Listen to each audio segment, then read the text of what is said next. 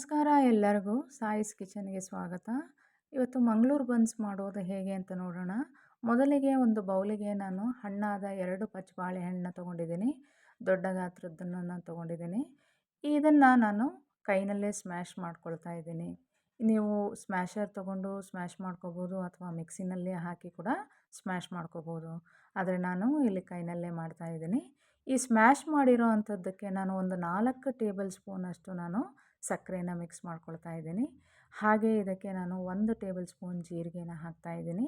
1/4 table ಸ್ಪೂನಷ್ಟು soda ಸೇರಿಸ್ಕೊತಾ ಇದ್ದೀನಿ. ನೀವು ಈಸ್ಟ್ ಕೂಡ ಸೇರಿಸ್ಕೋಬೋದು. ಹಾಗೆ ಹುಳಿ ಬಂದಿರುವಂತಹ ಒಂದು 4 ಟೇಬಲ್ ಸ್ಪೂನಷ್ಟು ಮೊಸರನ್ನ ಕೂಡ ಸೇರಿಸ್ಕೊಳ್ತಾ ಇದ್ದೀನಿ. ಚೆನ್ನಾಗಿ ಇದನ್ನು ಮಿಕ್ಸ್ ಮಾಡ್ಕೋಬೇಕು. ಈಗ ಇದಕ್ಕೆ 1/4 ಟೇಬಲ್ ಸ್ಪೂನಷ್ಟು ನಾನು ಉಪ್ಪನ್ನ ಹಾಕ್ತಾಯಿದ್ದೀನಿ.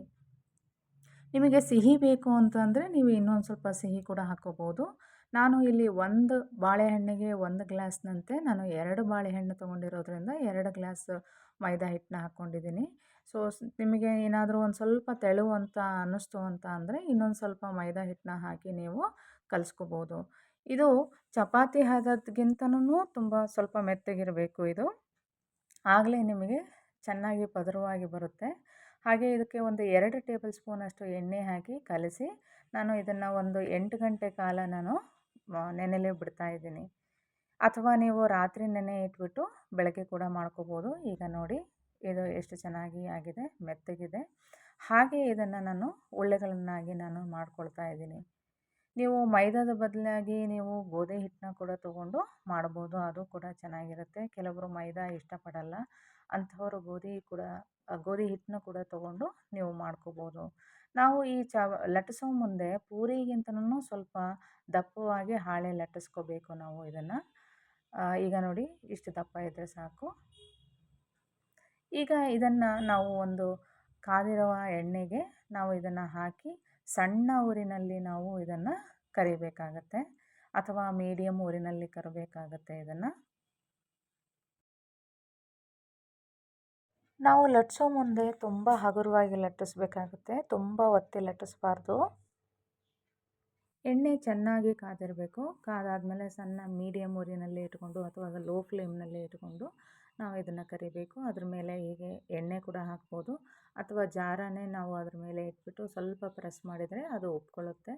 ನೋಡಿ ಕಂದು ಬಣ್ಣ ಬರೋ ತನಕನೂ ನಾವು ಇದನ್ನು ಕರಿಬೇಕಾಗತ್ತೆ. ಈಗ ನೋಡಿ ಇದು ಆಲ್ಮೋಸ್ಟ್ ಆಗಿದೆ. ಈಗ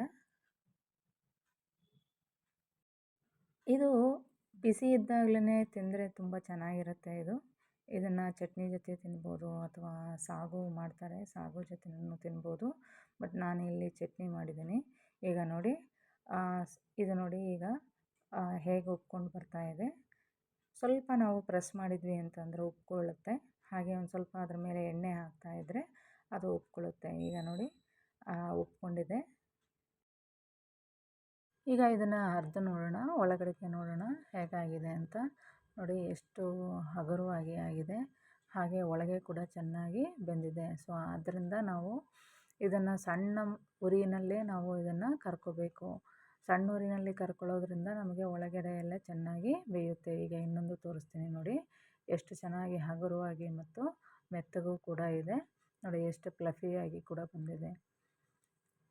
ಇದು ಕೆಂಬಣ್ಣ ಬರೋ ತನಕನೂ ನಾವು ಇದನ್ನು ಕರ್ಕೋಬೇಕಾಗತ್ತೆ. ಇಲ್ಲ ಅಂತ ಅಂದರೆ ಒಳಗಡೆಗೆ ಚೆನ್ನಾಗಿ ಬೇಯೋಲ್ಲ. ಹಾಗಾಗಿ ಚೆನ್ನಾಗಿ ಕೆಂಪು ಬಣ್ಣ ಬರೋ ತನಕನೂ ಕರ್ಕೋಬೇಕು. ಈಗ ರೆಡಿಯಾಗಿರುವಂತಹ ಮಂಗಳೂರು ಬನ್ಸ್ನ ನಾನು ಸರ್ವ್ ಮಾಡ್ತಾಯಿದ್ದೀನಿ. ಇದಕ್ಕೆ ನಾನು ಕಾಯಿ ಚಟ್ನಿ ಮಾಡಿದ್ದೀನಿ, ತೆಂಗಿನಕಾಯಿ ಚಟ್ನಿ. ತುಂಬ ರುಚಿಯಾಗಿರುತ್ತೆ ಇದು. ಸೊ ಹಾಗಾಗಿ ತೆಂಗಿನಕಾಯಿ ಚಟ್ನಿ ಜೊತೆಗೆ ನಾನು ಸರ್ವ್ ಮಾಡ್ತಾಯಿದ್ದೀನಿ. ಇಲ್ಲ ಸಾಗು ಜೊತೆ ಮಾಡ್ಬೋದು ಅಥವಾ ನೀವು ಇದನ್ನು ಕುರ್ಮಾ ಮಾಡ್ಕೊಂಡು ಮಾಡ್ಬೋದು ಅಥವಾ ಸಾಂಬಾರು ಜೊತೆಗೂ ಕೂಡ ಮಾಡ್ಬೋದು. ಧನ್ಯವಾದಗಳು.